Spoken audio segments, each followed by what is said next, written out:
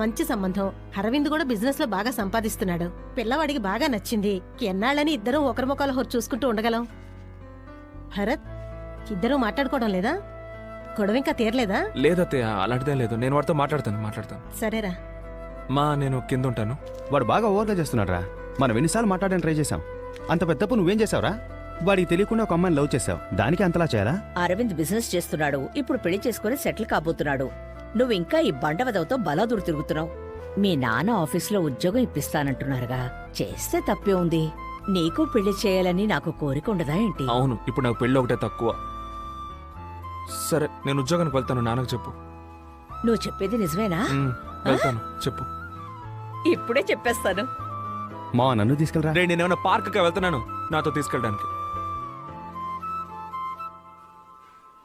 వాడి ఇన్విటేషన్ చూద్దాం. అదో పెద్ద అమరావతి ఇన్విటేషన్ చూడు.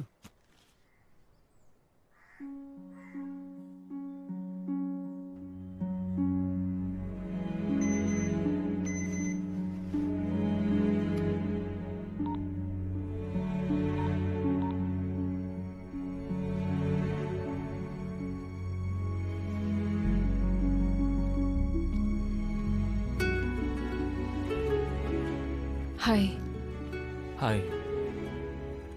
ఇప్పుడు చూడ్డానికి చాలా డిఫరెంట్గా ఉన్నావు.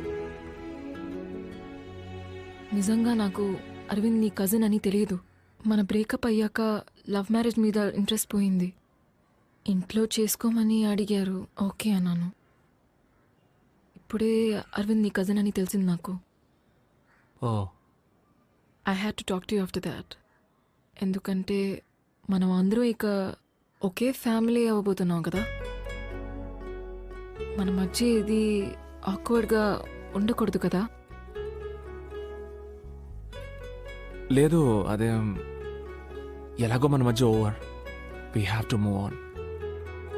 అట్లీస్ట్ నా కజిన్ మంచోడు, నువ్వు బాగా హ్యాపీగా ఉంటావు. థ్యాంక్స్. అయితే నేను బయలుదేరుతాను. ఒక్క నిమిషం. అరవింద్ వాళ్ళ అమ్మను వదిలేసి రావడానికి ఒప్పుకున్నాడా ఒంటరిగా? లేదో మనం దానికోసమేగా విడిపోయాం, అందుకే. దానికోసం మనం విడిపోలేదు భరత్. ఎందుకు విడిపోయాం కూడా నీకు తెలియట్లేదు. It's a shame. It's the way you treated me. నేను వెళ్తాను. బాయ్.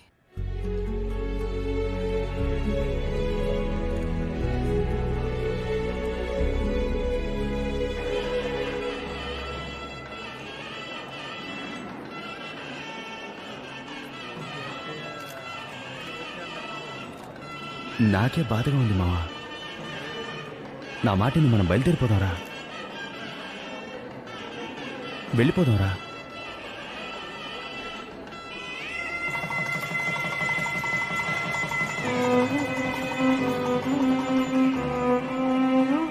తనకి మొదటి నా లవ్వర్ కాదు, అరవింద్ వైఫ్ అన్న ఫీలింగ్ మెల్లమెల్లగా నాలో మొదలైంది. మా అమ్మ మాట విని మా నాన్నతో పాటు ఆయన ఆఫీసులోనే ఉద్యోగంలో చేరాను. ఆ తర్వాత ఏవేవో చెప్పి మా అమ్మ నన్ను పెళ్లి కొప్పించింది. జీవితంలో మనకేం కావాలో దేవుడికి మాత్రమే తెలుసంటారు. అలాగే నా యమున నాకు దేవుడిచ్చిన వరం.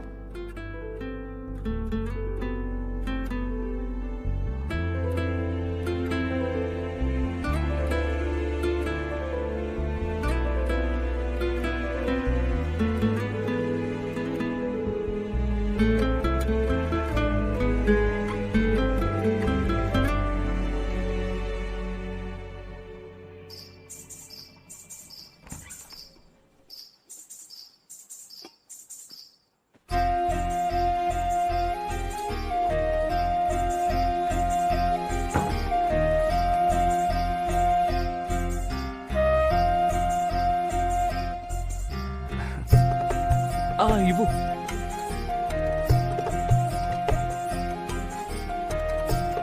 చిచి కాళ్ళ మీద కూర్చో కూర్చో.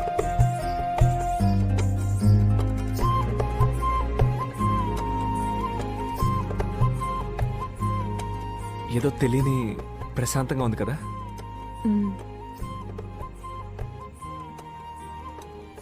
మనం ఏదైనా మాట్లాడుకోవాలి. మ్మ్. మ్మ్. లేదు, ఎందుకు మాట్లాడుకోవాలంటే అది అరేంజ్డ్ మ్యారేజ్ కదా, మనం ఒకరినొకరు తెలుసుకోవాలి. మ్మ్. నేను పెళ్లి చూపులకు వచ్చినప్పుడు నీకు నేను నచ్చానా? మ్మ్. కాకుండా ఇంకేమైనా మాట్లాడితే కొంచెం హెల్ప్ఫుల్గా ఉంటుంది. నచ్చారు. మ్మ్? మీరు నచ్చారు. మ్మ్. మరి మీకు మ్మ్. అంటే ఇంతసేపు నువ్వు కొట్టిన దానికి ఏం అర్థమో ఈ ఊకి ఆ అర్థమే.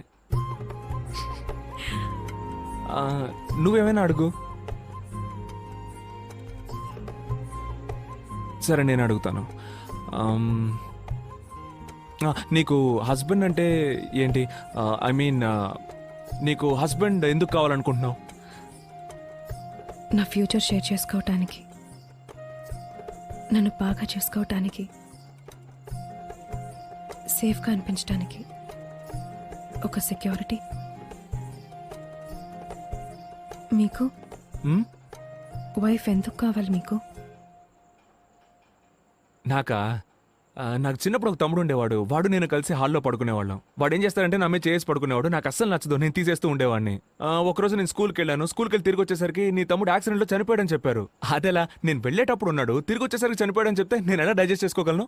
ఆ తర్వాత నేను హాల్లో ఒంటరిగా పడుకుంటాను. నాకు కళ్ళు వచ్చేది. కల్లో నా తమ్ముడు వచ్చేవాడు. తమ్ముడు వచ్చి, చూసావా నేను బతుకున్నప్పుడు నీ మీద చేసుకోనివ్వలేదు, ఇప్పుడు నేను ఎవరి మీద చేసుకోవాలని అడిగేవాడు. నాకు భయం వేసేది, భయపడిపోయి నిద్ర నుంచి మెళుకు వచ్చేది, ఒళ్ళంతా చెమట పట్టేసేది. ఆ తర్వాత ఏం చేస్తారంటే మా అమ్మ దగ్గరికి వెళ్ళి పక్కన పడుకునేవాడిని. మా అమ్మ మీద చేసుకునేవాడిని. ఒక వయసు వరకు ఓకే. ఆ తర్వాత మా నాన్న ఏమన్నారంటే, ఇంత వయసు వచ్చింది ఇంకా అమ్మ పక్కన పడుకున్నావేంట్రా, పోరా పడుకోరా అని హాల్లో ఒంటరిగా పడుకోమన్నారు. నేను హాల్లో ఒంటరిగా పడుకుంటాను, మళ్ళీ కళ్ళు వచ్చేది. నేను భయంతో గబగబా నిద్ర లేచేసేవాడిని. నాకు ఎందుకు వైఫ్ కావాలంటే, మీద చెయ్యేసి పడుకోవాలి, అందుకు వైఫ్ కావాలి. సంబంధం లేకుండా మాట్లాడి బుర్ర తిన్నాను కదా. ఆహా.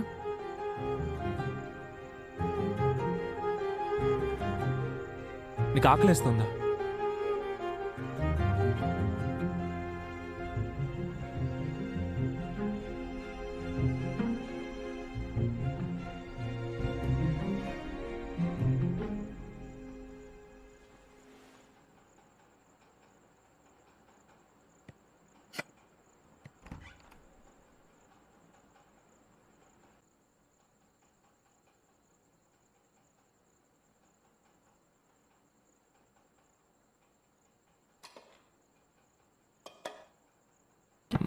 రేపు తెరుచుకోవచ్చులే, వదిలే. వదలండి. హేమా బాగున్నారా? రండి నాన్న. ఏమ్మా, అప్పుడే వచ్చేసారు. బాగున్నావా?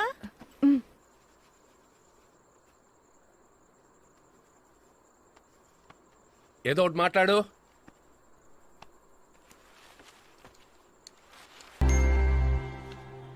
ఒరే భరత్, తొందరగా రారా, రోజు నీ వల్ల ఆఫీసు లేట్ అవుతోంది. ఆఫీస్కి వెళ్ళాలి. వస్తున్నా నాన్న. తొందరగా రారా. అట్టగండి, వస్తాడు. నీకేమీ తెలీదు. హలో, సరే సార్, ఎక్కడికి తీసుకురావాలో నేను చెప్తాను. అలాగే సార్, నేను తీసుకొస్తాను. ఒరే భరత్, వెళ్ళి రిజైన్ చేసి వచ్చేస్తాను, ఓకేనా?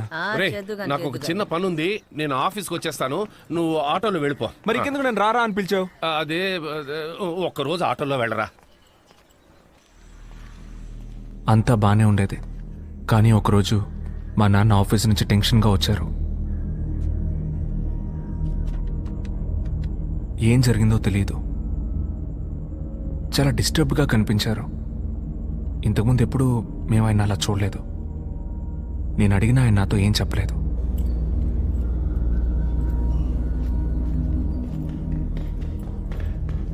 నాన్న, నాన్న, షూ వేసుకోవడం మర్చిపోయావు చూడు. ఇదిగో వేసుకో. ఒరే భరత్, ఏంటి? ఈ మధ్య నాకు మతి మార్పు ఎక్కువైంది కదూ. నాకు మరీ అంత కాదు, చిన్న చిన్న విషయాలు మర్చిపోతావు అంతే. ముఖ్యమైన విషయాలు ఏమీ మర్చిపోవట్లేదుగా. అదేం లేదు, ఒక షూ మర్చిపోయినందుకు ఇంత ఫీల్ అవుతున్నావు? లేదు లేదు. ఆఫీస్కి వెళ్ళే దారిలో అత్తయ్య వాళ్ళ ఇంటికి వెళ్ళి వెళదాం.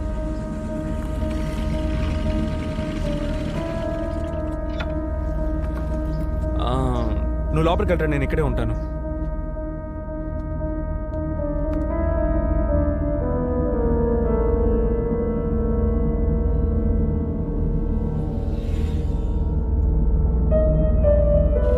ఏంటి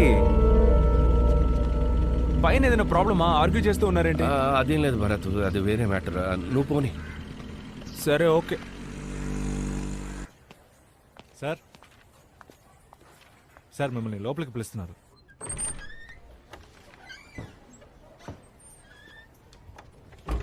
ఆ దేవేంద్రనాథ్ అకౌంట్స్ ఫైల్ తీసుకురండి. సరే సార్.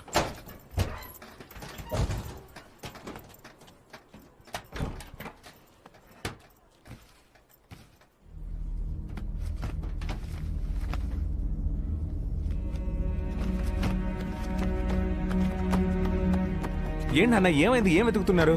ఒక ముఖ్యమైన ఫైల్ రా, లాకర్లోనే పెట్టాను కానీ ఎక్కడ పెట్టారు? ఎక్కడైనా పెట్టి మర్చిపోయారా ఏంటి? నాకేమి మతి మరి. నువ్వు వెళ్ళరా. ఎందుకు టెన్షన్ అవుతున్నారు? మెల్లగా చూడండి, నేను వెతుకుతాను. ఏంటన్నా ఫైల్ దొరికిందా? అది నాకు తలనొప్పిగా ఉంది, ఇంటికి వెళుతున్నా.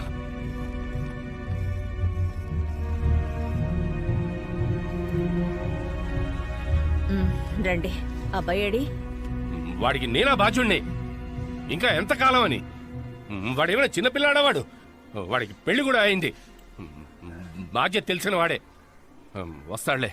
ఈ ఫైలు జాగ్రత్త ఎక్కడైనా పెట్టు. మర్చిపోకు.